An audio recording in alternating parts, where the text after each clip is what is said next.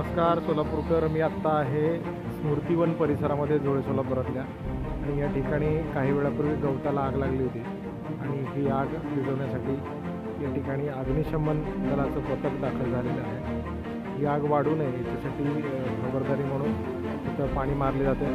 आतमध्ये वनीकरण विभागाचे सुद्धा कर्मचारी आपल्याला दिसत आहेत, इकडं अग्निशमन दलाचे कर्मचारी आहेत। इथले जे सामाजिक कार्यकर्ते आहेत दक्ष नागरिक भोसले यांनी ही बातमी कळवली आणि त्याच्यानंतर अग्निशमन दल या ठिकाणी दाखल झालेलं आहे।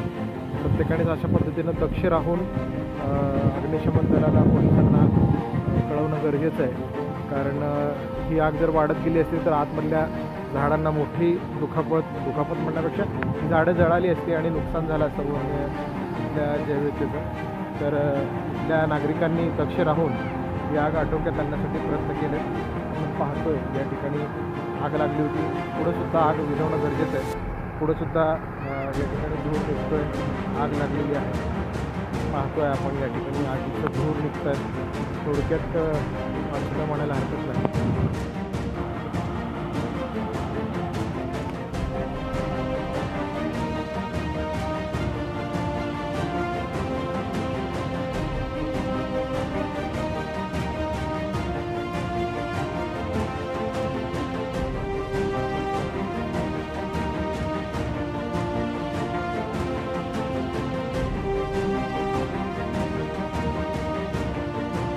सोलापुर के इतिहास में पहली बार छोटे फंक्शन के लिए हॉल रेंट होगा 0 रुपए। स्पाइस एंड आइस इवेंट्स की सुपर सेवर ऑफर। कोई भी छोटे फंक्शन के लिए आज ही संपर्क करें। Spice and ice events. Jayesh दर्बी कलेक्शन कॉटन, लिनन यासह अनेक ब्रँडेड कंपन्यांच्या सूटिंग शर्टिंग साठी जयेश दर्बी कलेक्शन, 7 रस्ता मोदी पंकाविहिरी जवळ सोलापूर।